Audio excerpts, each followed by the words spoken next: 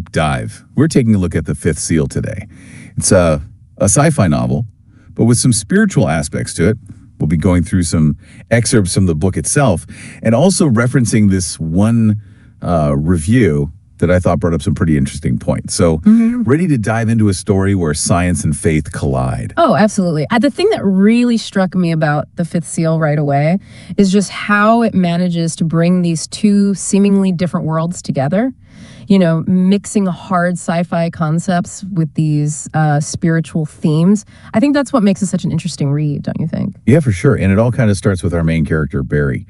He's a scientist who's super into dark energy research. Oh, wow. You know, that mysterious force that's like making the universe expand faster and faster. Right, right. Well, Barry's search for answers takes a pretty wild turn when his experiment throws him into a whole other dimension. Whoa, that's quite the unexpected result. Yeah, talk about an unexpected outcome. So picture this. You're in the lab, surrounded by all this data, equations everywhere, and suddenly you come face to face with a being from another reality. I mean, that's where this novel really hooks you, wouldn't you say? Definitely. It plays with that classic sci-fi idea of alternate dimensions, but it uses it to dive into something deeper. This, the intersection of science and faith. Yeah, exactly. And this being, Barry meets this woman named Gaia. She doesn't just show up for a quick hello. She tells him to do something totally out of character. She tells him to play the Powerball lottery. Oh, wow. And that's where the suspense really kicks in, you know? Is Gaia some kind of benevolent guide, or is there something more to her motives? Yeah, it really makes you wonder, what would you do if you were in that situation? A scientist, a man of logic and reason, suddenly face to face with a being from another dimension, and she's urging him to basically take a leap of faith. It really sets the stage for this whole exploration of belief and free will. Right. And as if all that wasn't enough to make you question everything, we get introduced to Kian, another scientist working with Barry. Now, Kian has his own encounter, but his is with a being named Sybil, and Sybil is all about technological advancement and, well, human dominance, which is a pretty stark contrast to Gaia's message of love and compassion. Yeah, that contrast is definitely important. It sets up this kind of cosmic tug of war, right, with Barry and Kian caught in the middle of it. It almost mirrors those prophecies from the book of Revelation, you know, angels and demons, predictions of doom, that eternal struggle between good and evil, but with a futuristic twist. Exactly. We're talking dark energy drones, global conflict escalating, humanity caught on the crossfire. And this is where the author's weaving of sci-fi and biblical prophecy gets really interesting. Like, for example, Jane, Barry's love interest, she has this chilling dream that seems to foreshadow the apocalyptic stuff happening around them. So it's like the author's asking us, you know, could these ancient prophecies actually be relevant in our tech-driven world? That's a pretty thought-provoking concept, the idea that these timeless themes, like good versus evil, or how humanity's choices have big consequences, could still hold true in a world full of scientific marvels. Right. It really makes you think. It does. About how these things might be connected in ways we don't fully understand. Yeah, definitely. And this is where things get even more interesting in the book. You know, Barry, he's inspired by Gaia's message of love and compassion, right? And he decides to create this online platform. It's called Global Friends. And it's all about, you know, connecting people from all over the world, fostering understanding and promoting peace. It's kind of like his answer to all the darkness that's looming, wouldn't you say? It's like he's trying to build these bridges of empathy in a world that seems to be breaking apart. But then you have Keenan, who's been influenced by Sybil. He goes down a very different path, believing that technology is the key to overcoming everything, even if it means using force. It's like you said before, such a stark contrast. Two brilliant minds tackling the same crisis, but in totally opposite ways. Really highlights that central question the book keeps asking: what path will humanity choose in the end? Right. Love and connection, or power and control. Exactly. And just when it looks like Barry's message of peace might be gaining some traction, the story takes this crazy turn. Maggie, this character who seems so vulnerable at first, you know, like she needed Barry's help. Well, she ends up falling under Sybil's influence. Turns out her motives were way more complicated than they seemed. Yeah, that betrayal really hits hard. It underscores that whole idea that looks can be deceiving, and that even people who appear harmless can be manipulated, especially when there's so much uncertainty and fear, and the consequences of her actions are just devastating. A nuclear attack that throws the entire world into chaos. It's a moment where you have to stop and catch your breath. You wonder how humanity can even possibly come back from something like that. And it's in this moment of complete despair that Barry gets transported to Sybil's realm, this fiery, desolate place. Whoa. And he's given this stark choice. I can only imagine. A choice that could literally determine the fate of humanity. Oh. He can either accept Sybil's offer of power, team up with Kian and rule over this shattered world, or he can reject it all. Hold on to that little bit of hope, that belief in humanity's potential for good. That's a heavy decision. One that'll stay with you even after you close the book. Oh, absolutely. And his decision, well, it's not what you might expect. He decides to fight for humanity, to try and redeem them. In this incredible act of defiance, he casts Sybil's into that fiery abyss, seemingly fulfilling the prophecy and ending the reign of chaos.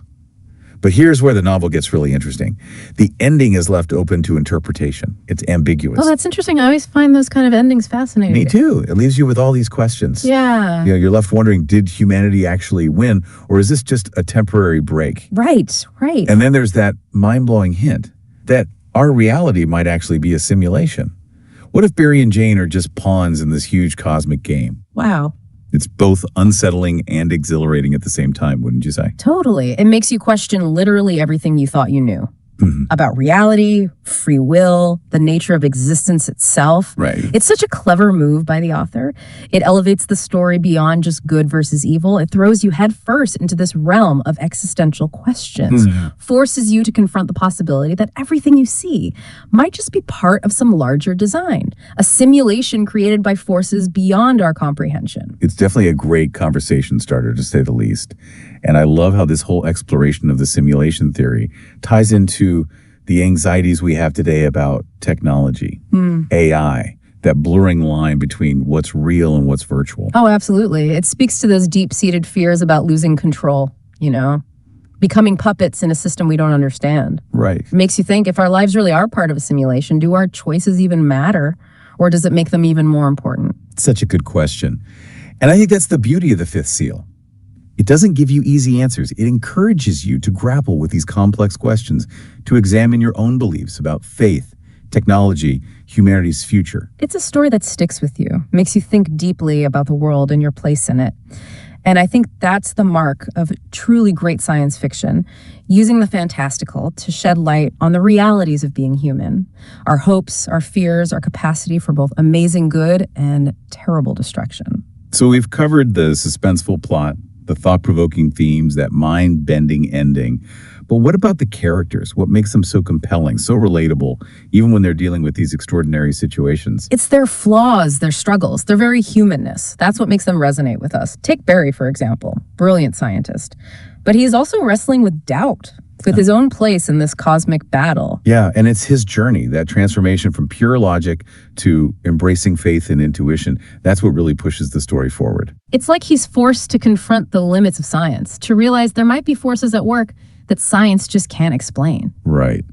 And Kian, with his unwavering belief in technology as the answer to everything, his journey is just as captivating, don't you think? Definitely. He's so driven by that need to control, to shape the future the way he sees it. And even though his reasons might seem, understandable at times, you can't help but think about the consequences of that kind of ambition. It's kind of a cautionary tale about putting too much faith in technology without thinking about the ethical side of things. Exactly. And then there's Jane. She's not just a love interest. She's a powerful character in her own right.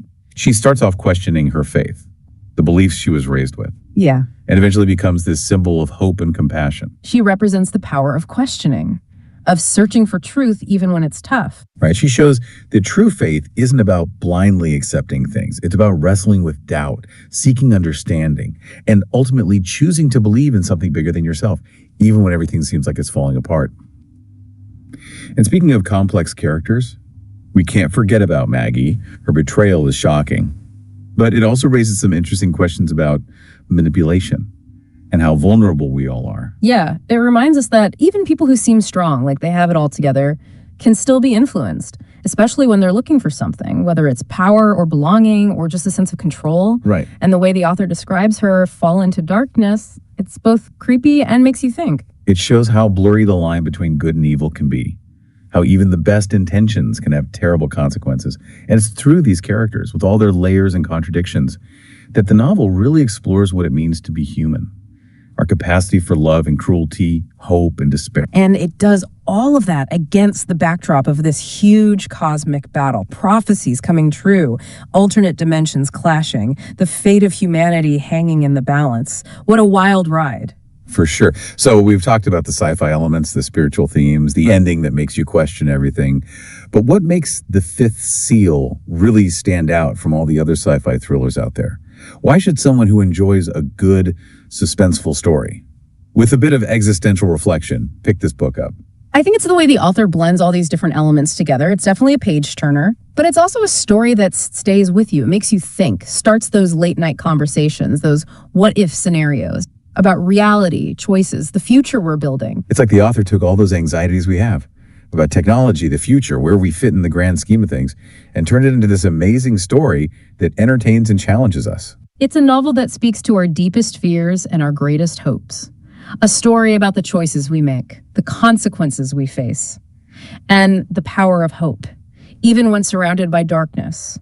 And in a world that often feels chaotic and uncertain, that's a message we all need to hear.